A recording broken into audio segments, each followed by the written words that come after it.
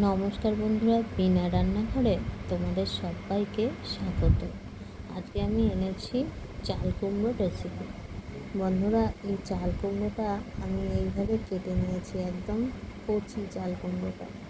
এবার দেখো আমি যেটা করছি, এই চাল কুমড়োটা আমি প্রথমে একটা গামলার মধ্যে ঢেলে নিলাম।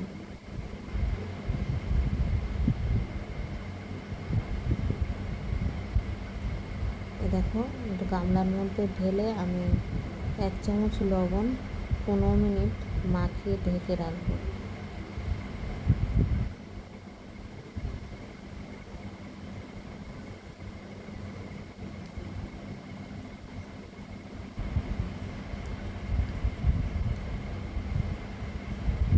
আর বন্ধুরা, এখানে কিন্তু লবণটা মাখালে একটা টক ভাব আছে, জলটা সেই জলটা আমি বের করে ফেলে দেবো। এবার দেখো ঢেকে রাখছি, 15 মিনিট পরে ফিরে আসছি। দেখো লবণ দেওয়াতে একদম নরম হয়ে গেছে। আর আমি একটু চটকে নিচ্ছি, চটকে আমি জলটা সব যে জলটা বেরোবে সে জলটা ফেলে দেবো।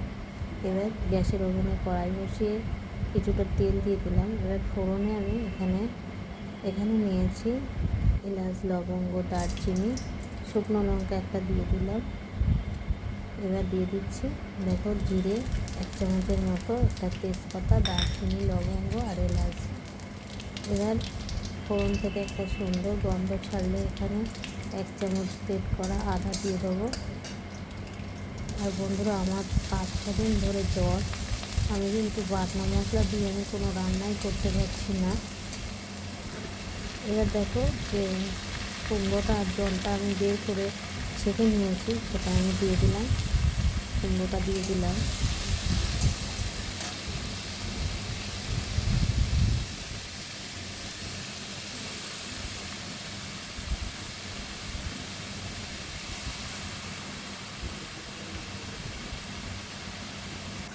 এবার যে জলটা বেরোচ্ছে, যে জলটা বেরিয়েছে এটা কিন্তু আমি ফেলে দেবো। আর এই জলটা কিন্তু একটু টক ভাব আছে। বন্ধুরা, তোমরা যদি এইভাবে রান্না করো তাহলে দেখো খুবই ভালো লাগবে খেতে। পরিমাণ মতো হলুদটা দিয়ে দিলাম।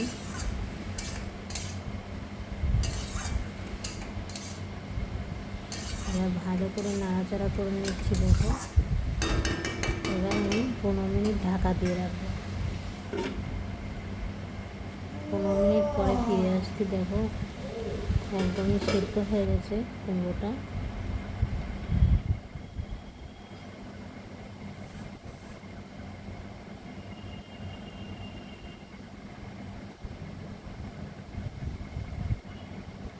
এখানে আমি কিন্তু লবণ আর দিইনি, এই লবণটা দিলাম যখন মেখে রেখেছিলাম, তখন কিন্তু লবণ দেওয়াতে আর দিইনি, কিন্তু একটু লবণ লাগবে তাই জন্য একটু লবণ আর 1 চামচের মতো চিনি দিয়ে দিলাম।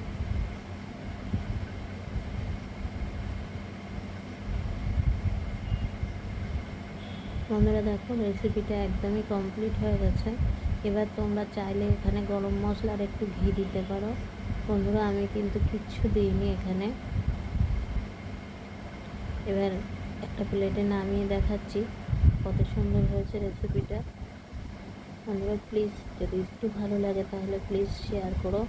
আর তোমরা খুব ভালো থেকো আর সুস্থ থেকো। নতুন বন্ধু হলে সাবস্ক্রাইব করে আমার পাশে থেকো।